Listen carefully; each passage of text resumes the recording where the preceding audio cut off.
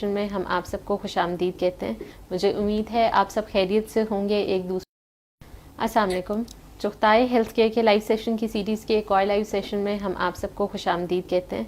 मुझे उम्मीद है आप सब खैरियत से होंगे, एक दूसरे की सेहत का ख्याल रख रहे होंगे और जितने SOPs गवर्नमेंट ने बताए हैं कोरोना वायरस के ख़िलाफ़ उन सबको जो है फॉलो कर रहे होंगे। हम आपके सामने आते हैं अलग अलग हेल्थ टॉपिक्स से रिलेटेड बात करने के लिए। जो टॉपिक्स जिस तरह के हेल्थ ट्रेंड्स चल रहे होते हैं, जो डिजीज़ ज़्यादा फैल रही हैं, उनको किस तरह हम प्रिवेंट कर सकते हैं, उन सब के बारे में बात करने के लिए। आज का टॉपिक भी बहुत रेलेवेंट और बहुत पर्टिनेंट है अक्टूबर के मंथ से, क्योंकि अक्टूबर का मंथ हम सेलिब्रेट करते हैं अवेयरनेस क्रिएट करने के लिए रिगार्डिंग ब्रेस्ट कैंसर। और पूरे अक्टूबर में चुगताई लैब और चुगताई हेल्थ केयर जो है वो बात कर रहा होता है डिफरेंट चीज़ों पे जो ब्रेस्ट कैंसर से रेलेवेंट है और जिससे आप ब्रेस्ट कैंसर को प्रिवेंट कर सकते हैं। सो आज के टॉपिक हमारा है breast cancer and gene testing. इस टॉपिक के बारे में बात करने के लिए हमारे साथ मौजूद हैं doctor Saadat Ali. Thank you so much sir for joining us. Doctor Saadat is a consultant and head of department of molecular genetics department at Chughtai lab. So आज हम क्वेश्चंस अपने जो हैं वो स्टार्ट करते हैं रिगार्डिंग जीन टेस्टिंग। क्या होती है, किस तरह से हमें फ़ायदा दे सकती है और स्पेसिफिकली ब्रेस्ट कैंसर की डिज़ीज़ को प्रिवेंट करने में इसका क्या रोल है। सो सर हम सबसे पहले स्टार्ट करते हैं कि ब्रेस्ट कैंसर क्या एक हेरिडिटरी डिज़ीज़ है? तमाम जो है इसके लिए हमें थोड़ा सा ये समझना पड़ेगा कि जितने भी हमारे फीचर्स हैं स्ट्रक्चर और फंक्शन बॉडी का तमाम लिविंग ऑर्गेनिजम्स में वो जीन्स कंट्रोल करते हैं। DNA जो है उसमें DNA के टुकड़े हैं, जीन्स या उसके हिस्से हैं और उनके वो हमारे प्रोटीन्स बनाते हैं, जीन्स प्रोटीन्स बनाते हैं। तो प्रोटीन्स ही हमारा स्ट्रक्चर बनाती हैं, वही हमारे रेगुलेटरी फंक्शन परफॉर्म करती हैं। मिसाल के तौर पे जो इंसुलिन है वो एक प्रोटीन है, तो ये इंसुलिन का जीन जो है वो बनाता है। इसी तरह बाकी सारी प्रोटीन्स, हमारे आई कलर, हमारी हाइट, तमाम फीचर्स, स्ट्रक्चर और फंक्शन वो जीन्स कंट्रोल करते हैं। तो अगर उन जीन्स के अंदर अबनॉर्मेलिटी आ जाएगी तो डिजीज़ होंगी। कुछ तो इनहेरिटेड डिसऑर्डर्स जैसे थैलेसीमिया वगैरह वो भी जीन्स में तब्दीलियों या म्यूटेशंस या चेंजेस की वजह से होते हैं। इसी तरह जो रेगुलेटरी फंक्शन है हमारे सेल्स का, उसमें अगर चेंजेस आएँ तो कैंसर भी हेरिडिटरी हो सकता है। तमाम कैंसर हेरिडिटरी नहीं होते, इसमें एनवायरमेंटल फैक्टर भी है, लेकिन जीन्स जो अहम जीन्स हैं उनका रोल है कैंसर की डेवलपमेंट में और रिस्क कैलकुलेट कर सकते हैं हम जीन्स को टेस्ट करके। बिल्कुल ठीक है। और स्पेसिफिकली ब्रेस्ट कैंसर में रिस्क कैसे पता लग सकता है जीन्स के थ्रू? तीन तरह कैंसर के हवाले से अगर हम बात करें तो तीन तरह की कैटेगरीज हैं जीन्स की। और पहली कैटेगरी जो है वो प्रोटो ऑन्कोजीन्स कहलाते हैं। वो ऐसे जीन्स हैं जो कि सेल्स को ज़्यादा तकसीम नहीं होने देते। ठीक है। यानी यूँ आप कहें कि सेल्स को तकसीम नॉर्मल जो जीन का फंक्शन है वो ये है कि सेल डिवीज़न को, सेल हमारे अंदर जो सेल डिवाइड हो रहे हैं, नए सेल बन रहे हैं, तो वो उन सेल्स को डिवीज़न की तरफ लेके जाते हैं।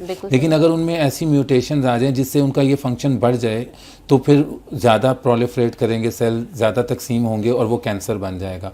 तो पहली कैटेगरी जो है प्रोटो ऑन्कोजीन्स की, वो जीन्स हैं जिनकी अंदर चेंजेस आने से सेल्स जो हैं वो ज़्यादा तकसीम होंगे और कैंसर की तरफ जाएगा।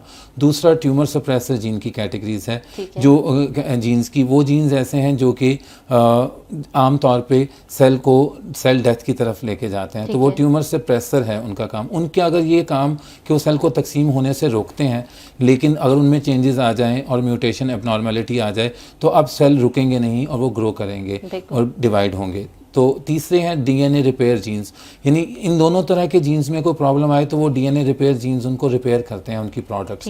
तो अगर ये तीन कैटेगरीज जो हैं इनमें से किसी में भी अगर चेंजेस आएंगी तो फिर कैंसर की तरफ जाने के चांसेस हो सकते हैं। और ये एनवायरमेंटल इफेक्ट की वजह से, लाइफस्टाइल की वजह से और हेरिडिटरी यानी पेरेंट्स से बच्चों में ट्रांसफ़र भी हो सकती हैं ये चेंजेस। तो इसका मतलब है इन जीन कैटेगरीज में से अगर एग्जांपल हम लें ये BRCA1 और BRCA2, तो ये वाले जीन्स में अगर चेंजेस आएंगी, BR इनके अंदर जो है वो ब्रेस्ट से एब्रीविएशन है और CA कैंसर से है। तो ये जीन्स ही वो हैं कि जो कि रिस्क जिन अगर इनमें म्यूटेशन आ जाए तो कैंसर का रिस्क बढ़ जाता है। ब्रेस्ट कैंसर का रिस्क आमतौर पे समझिए कि 10 से 12% है पाकिस्तान की पॉपुलेशन में। ठीक है। यानी कि आम नॉर्मल पॉपुलेशन में हर 8 में से 1 खातून को इसका चांस है। लेकिन अगर इन जीन्स में म्यूटेशन आ जाएगी तो ब्रेस्ट और ओवरी के कैंसर का रिस्क जो है वो 80% तक भी हो सकता है, वो ज़्यादा हो जाएगा। तो रिस्क ज़्यादा हो जाएगा। 100% इसका ये मतलब नहीं है कि इसमें चेंजेस आने से कैंसर ही होगा, लेकिन उस पर्सन में रिस्क ज़्यादा होगा। बिल्कुल ठीक है। और जैसे हम जेनेटिक टेस्टिंग की बात करते हैं, आपने बता दिया BRCA1 जीन है, BRCA2 जीन है, बट इन दोनों जीन्स के लिए अगर हम टेस्ट करवा भी लेते हैं तो उससे हमें किस तरह की नॉलेज मिलती है जो हमें ब्रेस्ट कैंसर को प्रिवेंट करने में या अर्ली डिटेक्ट करने में हेल्प करती है? बिल्कुल, ब्रेस्ट कैंसर जो है वो पाकिस्तान में एक सीरियस चीज़ है। जैसा मैंने बताया कि आम तौर पे अगर म्यूटेशंस ना भी हों तो भी 10 to 12% इसके जो है वो प्रेवलेंस है पाकिस्तानी पॉपुलेशन में। और इसके अलावा समझिए कि 90,000 तकरीबन जो हैं हर साल न्यू केसेस रजिस्टर होते हैं, 40,000 जो हैं डेथ होती हैं ब्रेस्ट कैंसर की वजह से। तो ये एक सीरियस चीज़ है। और इसमें अगर फैमिली में रिस्क हो, यानी पहले से खाला या कोई और नानी वगैरह मुख्तलिफ जनरेशन्स के अंदर किसी को कैंसर हुआ हो, ओवरी का या ब्रेस्ट का, या फिर एक और भी कैंसर्स अगर हुए हैं तो उनमें जो फैमिली की जो मेंबर्स हैं बाकी, उनको यंग एज में ये टेस्ट करवा लेने से ये फ़ायदा होगा कि उनको अपना कैंसर रिस्क कैलकुलेट कर सकते हैं। बिल्कुल ठीक है। और अगर फॉर इंस्टेंस इस टेस्ट का रिजल्ट पॉजिटिव आता है तो उसका क्या मतलब है, किस तरह इंटरप्रेट करेंगे? इसमें जो जीन टेस्टिंग होती है वो जब हम उसके अंदर चेंजेस देखते हैं, एक नॉर्मल सीक्वेंस है डीएनए का, यानी जैसे किताब के अंदर अल्फ़ाबेट्स लिखे होते हैं, फ़िक्रे लिखे होते हैं, अगर उस फ़िक्रे के अंदर स्पेलिंग गलत हो जाए तो उन गलत स्पेलिंग को हम डिटेक्ट कर सकते हैं। इसी तरह हमारे पास टेक्नोलॉजीज़ हैं। चुगताई लैब में हमारे पास नेक्स्ट जनरेशन सीक्वेंसिंग की टेक्नोलॉजी है, इसके अलावा सैंगर सीक्वेंसिंग भी है। यहाँ पर हम जो BRCA1 और BRCA2 का टेस्ट कर रहे हैं वो नेक्स्ट जनरेशन सीक्वेंसिंग से कर रहे हैं। ये बड़े जीन्स हैं इनकी, यानी बहुत लंबे सीक्वेंस है इनका, तो इसके लिए हमें ये टेक्नोलॉजी इस्तेमाल करनी पड़ती है जिसमें कि पूरा जीन ही वो एक साथ तमाम का तमाम पढ़ लेता है। और उसमें अगर उसको नॉर्मल जो डीएनए है कंप्यूटर में जो सेव होता है डेटाबेस के अंदर, उसके साथ कंपेयर किया जाता है। जहाँ पर चेंज आया होगा वो चेंज जो है उसको कैटेगराइज किया जाएगा। कैटेगराइज की 5 उसकी कैटेगरी हैं। सबसे पहले है पैथोजेनिक यानी बीमारी वाला, दूसरा है लाइकली पैथोजेनिक यानी कि चांस है कि वो बीमारी या कैंसर कर सकता है। फिर उसके बाद है बेनाइन का मतलब है नॉर्मल, और लाइकली बेनाइन का मतलब है ज़्यादा चांस है कि नॉर्मल है। और 5वीं कैटेगरी है कि वो अननोन सिग्निफिकेंस है, अभी रिसर्च ने उसके बारे में ज़्यादा बताया नहीं है। तो अगर पैथोजेनिक या लाइकली पैथोजेनिक चेंज आती है या म्यूटेशन आती है तो उस वक्त फिर वो रिस्क बढ़ जाएगा उस पेशेंट के अंदर, और वो अर्ली स्क्रीनिंग करवा सकती है, मैमोग्राफी करवा सकती है, ऑन्कोलॉजिस्ट और सर्जन से डिस्कस करने के बाद उसकी मुख्तलिफ स्ट्रैटेजी, मेस्टेक्टमी वगैरह की स्ट्रैटेजी जो कि डॉक्टर करे। यहाँ पर एक बात मैं बताना चाहूँगा कि ये एक जीन टेस्ट जो है बहुत ही अहम है रिस्क कैलकुलेशन में, लेकिन ये ऑन्कोलॉजिस्ट और सर्जन के मशवरे के मुताबिक ही टेस्ट करवाना चाहिए। ठीक है, ये जनरली ऐसा टेस्ट नहीं है जैसे CBC या कोई और टेस्ट हम खुद जाके करवा लेते हैं। इसके अंदर हमें टेस्ट डॉक्टर के मशवरे से करवाना चाहिए, क्योंकि इसके पॉजिटिव आने का मतलब है कि उसमें रिस्क ज़्यादा है, तो वो डॉक्टर ही समझा सकता है कि अब उस रिज़ल्ट का मतलब क्या है। रिज़ल्ट सिर्फ ये होगा कि इसके BRCA1 या BRCA2 में चेंज आया है, और वो चेंज जो है वो पैथोजेनिक या बीमारी पैदा करने का रिस्क ज़्यादा है। अब इस बात को फैमिली हिस्ट्री के साथ और उसकी बाकी सारे जो लाइफस्टाइल है, उसकी हैबिट और मेडिकेशन, जो भी मतलब डिटेल क्लिनिकल प्रेजेंटेशन है, उससे मद्देनज़र रखते हुए डॉक्टर उनको मशवरा देंगे कि अब उनको मज़ीद क्या करना चाहिए। सही, ठीक है। और जीन टेस्टिंग के लिए कोई एज भी होती है कि किसी स्पेसिफिक एज पे करवाना है या कभी भी करा सकते हैं? इसके लिए डेफिनेटली एज, इस अर्ली डायग्नोसिस का मतलब ही यही है कि अगर फैमिली हिस्ट्री है और डॉक्टर रेफ़र करते हैं तो less than 35 years of age ये करवा लेने का फ़ायदा होगा उनको। तो अर्ली एज में ये, क्योंकि अभी बहुत दूर हो सकता है और जैसा अभी हमने बात की कि लाजमी नहीं है कि म्यूटेशन से 100% श्योर होगा कि उनको कैंसर हो ही जाएगा, ऐसा नहीं है। सिर्फ ये कि अगर 10% रिस्क है तो वो 70% या 50% या 80% हो सकता है कि ब्रेस्ट या ओवेरियन कैंसर का उनके अंदर चांस ज़्यादा है। तो इसमें वो अपना लाइफस्टाइल चेंज कर सकते हैं, वो अपने रेगुलर चेकअप्स करवा सकते हैं। तो इससे फ़ायदा उनको ये होगा कि जितनी अर्ली एज में अगर ये चीज़ म्यूटेशंस उनके अंदर डिटेक्ट हो जाती हैं तो वो उसकी क्लिनिकल मैनेजमेंट उनके लिए ज़्यादा बेहतर होगी और वो प्रिवेंट कर सकते हैं। एक तरह से प्रिवेंटिव एक्शंस लिए जा सकते हैं एट वेरी अर्ली एज, जब अभी कैंसर कहीं दूर दूर तक डेवलप होने के चांस नहीं थे। बिल्कुल ठीक है, बिल्कुल सही है। अब थोड़ा सा हम टेस्टिंग की तरफ आ जाते हैं एग्जैक्टली कि अगर BRCA1 और BRCA2 टेस्टिंग है तो क्या दोनों टेस्टिंग कराना ज़रूरी है या ये किस तरह से वर्क इसमें ये कि ये दोनों जीन्स जो हैं इनका एक डिजीज़ होती है, उसको कहते हैं hereditary breast and ovarian cancer, HBOC। उसके अंदर तो इसका काफ़ी रोल है क्योंकि 3 तरह की कैटेगरीज होती हैं। एक हेरिडिटरी है यानी कि जीन्स मौजूद हैं, म्यूटेशंस, और फैमिली में काफ़ी सारे पेशेंट्स या अर्ली एज में पहले किसी को फैमिली में ख़वातीन को उनके कैंसर हो चुका है या इवन मेल ब्रेस्ट कैंसर का कोई केस है तो वो फैमिली हिस्ट्री है, उसकी वजह से ये टेस्ट कराने का डॉक्टर ने उनको कहा है और वो टेस्ट करवा रहे हैं। दूसरी एक होती है फैमिलियल, उसमें जीन्स के अलावा जो एनवायरमेंटल फैक्टर्स हैं उनका भी मद्देनज़र अगर रखा जाए तो उसको फैमिलियल कहते हैं। और एक होता है स्पोरेडिक। स्पोरेडिक का मतलब होता है जैसे इक्का दुक्का, यानी कि कोई जेनेटिक हिस्ट्री नहीं थी, अचानक किसी एक को पेशेंट को कैंसर। तो ज़्यादातर जो 70% के करीब कह लीजिए कि कैंसर के केसेस जो होते हैं वो स्पोरेडिक होते हैं। कोई 5-7% जो हैं वो हेरिडिटरी होते हैं 8% तक, और कुछ 10-15% जो हैं वो फैमिलियल होते हैं। तो हम बात कर रहे हैं फैमिलियल और हेरिडिटरी के हवाले से, उसको ये जीन टेस्टिंग करेगा और अर्ली डायग्नोसिस जो है वो उनकी क्लिनिकल मैनेजमेंट और अगली फ्यूचर लाइफ में उनको फ़ायदा देगा। तो अब इसमें अगर BRCA1 और BRCA2 को कंपेयर करें तो BRCA1 का चांस कोई 55-65% है सही। और 45% BRCA2 में म्यूटेशन आने की वजह से है। तो दोनों तकरीबन बराबर हैं, लेकिन BRCA1 में आमतौर पर ज़्यादा अगर म्यूटेशन हो तो ज़्यादा रिस्क होगा। अब यहाँ मतलब ये है कि रिस्क कैलकुलेशन होगी, ना कि ये एक डायग्नोस्टिक टेस्ट नहीं है उस तरह से जैसे कि किसी चीज़ के अब हम कहें कि कोविड का वायरस डिटेक्ट हो गया तो उस बंदे को कोविड था, तो वो एक डायग्नोस्टिक टेस्ट है PCR जो है। लेकिन यहाँ पर ये जो जेनेटिक टेस्टिंग है ये रिस्क कैलकुलेशन के लिए। कैंसर के मामले में या रिस्क कैलकुलेशन किया जा सकता है, डायग्नोस्टिक भी म्यूटेशंस होती हैं, और इसके अलावा प्रोग्नोस्टिक यानी ट्रीटमेंट के हवाले से डिसीजन लेने के लिए भी जेनेटिक टेस्टिंग करवाई जाती है। तो ये जो पर्टिकुलर टेस्ट है BRCA1 और BRCA2 ये रिस्क कैलकुलेशन में हेल्प करता है। ठीक है, बिल्कुल सही है। और अगर किसी ने करवाना है टेस्ट BRCA1 और BRCA2 का तो उसका टाइम क्या लगेगा और सैंपल कितना, क्या चीज़ मतलब क्या सैंपल होता है उसका? ये वैसे तो DNA हमारे तमाम सेलों में एक जैसा होता है। जब एक सेल इंसान का जो मदर के एग और फादर के स्पर्म से मिलने से पहला सेल बनता है वही डेवलप होकर खरबों सेल का एक इंसान बन जाता है। तो हमारे तमाम सेलों में वही DNA होता है। लेकिन अगर कैंसर किसी उसी सिर्फ टिश्यू के अंदर चेंज की वजह से है तो उसके लिए हमें ब्लड का या उसके लिए हमें टिश्यू का सैंपल चाहिए होगा। लेकिन अगर जेनेटिक टेस्टिंग हम कर रहे हैं, हेरिडिटरी म्यूटेशन चेक कर रहे हैं, उसके लिए हम ब्लड से भी कर सकते हैं। यानी दोनों तरह से जो कैंसर के टेस्ट होते हैं DNA के, वो अगर तो हम उस एरिया में चेंज की वजह से टेस्ट किया जा रहा है तो फिर हमें टिश्यू का सैंपल चाहिए होगा। लेकिन रिस्क कैलकुलेशन के लिए अगर हम अर्ली एज में कर रहे हैं तो उस सूरत में हमें पेशेंट का या उस पर्सन का ब्लड का सैंपल चाहिए होगा।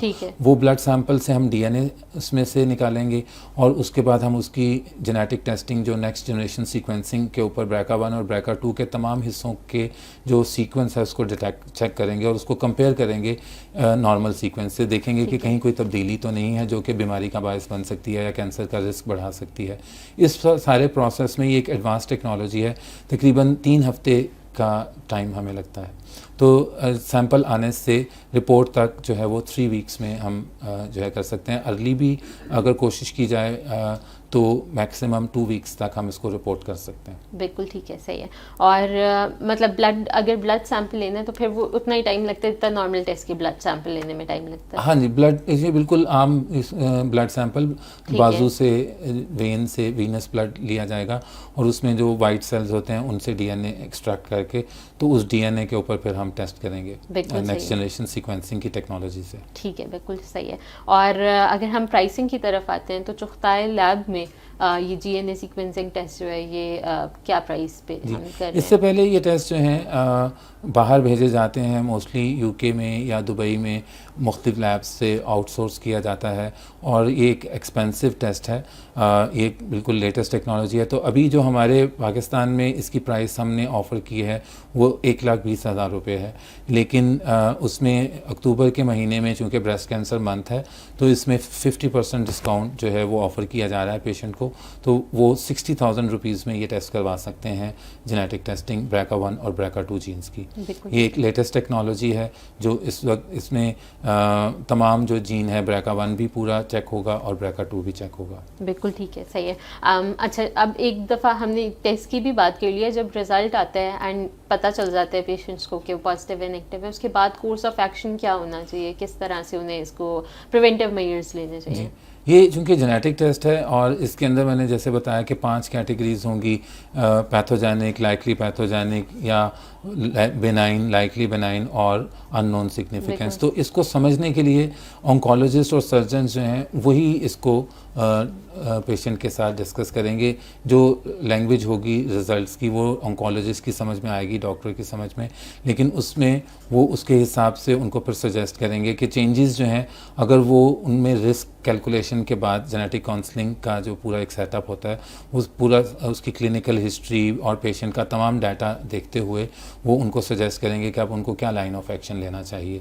तो ये हर पेशेंट का वेरी करेगा उसकी क्लिनिकल हिस्ट्री के हिसाब से, उसकी फैमिली हिस्ट्री के हिसाब से, उसकी एज के हिसाब से, उसके लाइफस्टाइल के हिसाब से।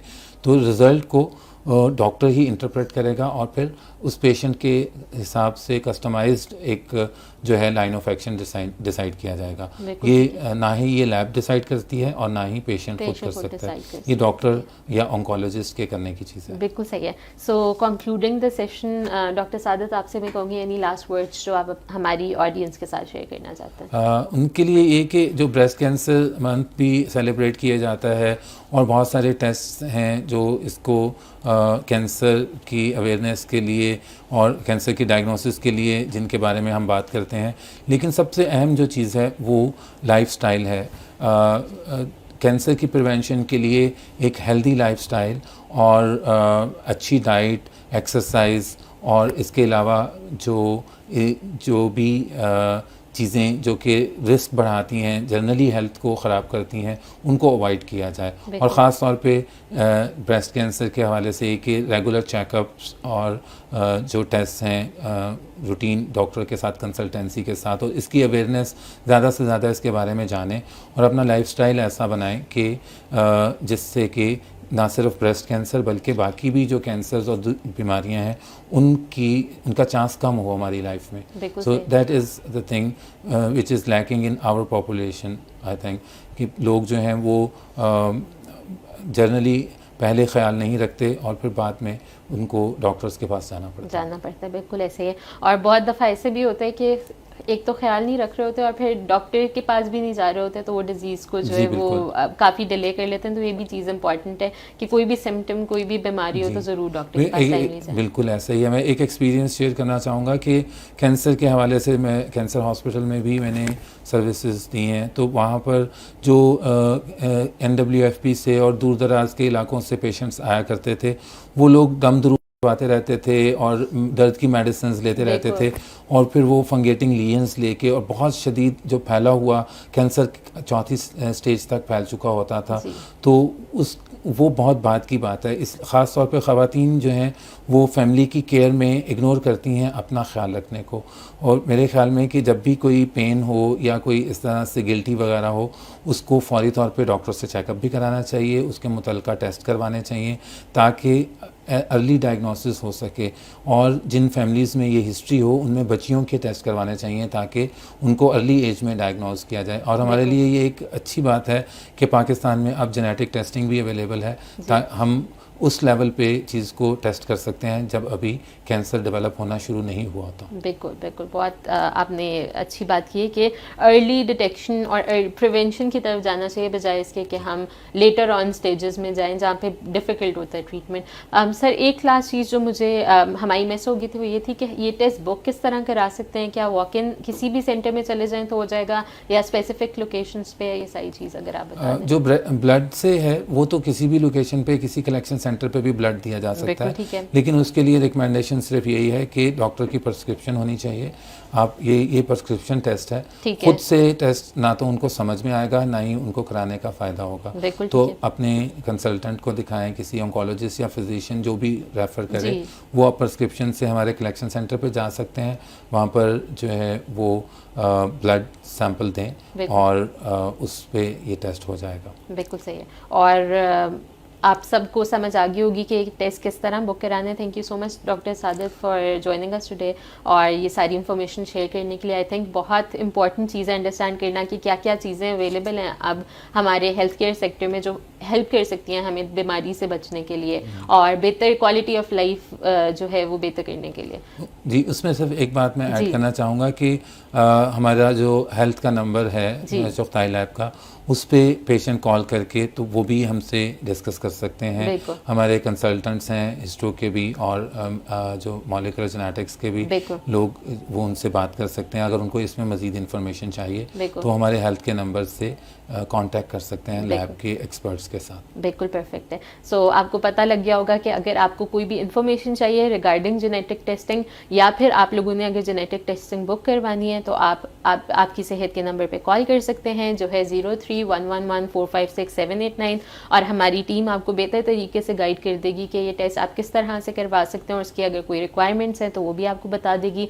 रेलेवेंट लोकेशंस भी आपको पता लग जाएंगी। सो आप लोग हमारे साथ रहिएगा, हम लोग आपके पास इसी तरह हेल्थ केयर से रिलेटेड सेशंस लेके आते रहेंगे और आपके पास इस तरह की और बहुत सारी इन्फॉर्मेशन लाते रहेंगे जो हेल्प करेगी आपको सेहत को बेहतर करने की, अपनी और बाकी सबकी। सो शुक्रिया और हम इंशाल्लाह दोबारा आएंगे।